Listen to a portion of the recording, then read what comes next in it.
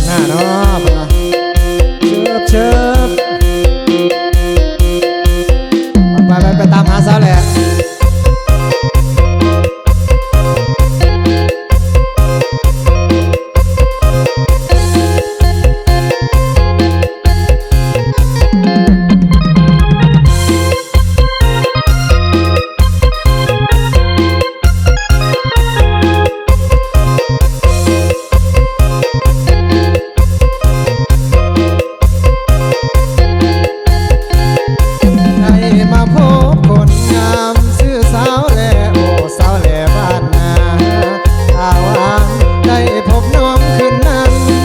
สำราญพบในงานผ้าป่า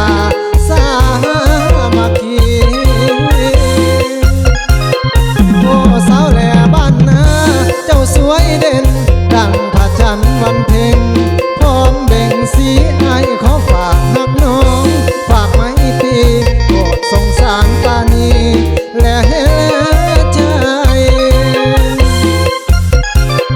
ให้นี่จากบ้านนา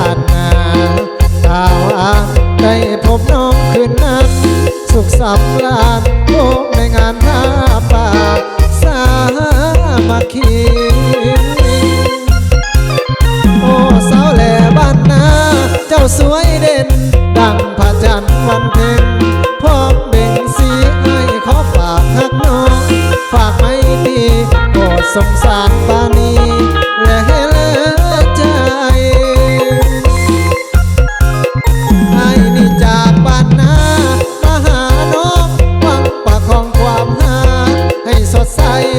ยันแต่น้องคนดีบ่เห็นใจ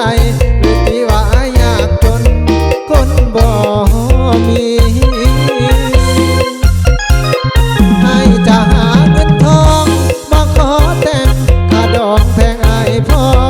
จะไปขอให้น้องคนดีตั้งตารอน้องจงรอวันนั้นวันวิวา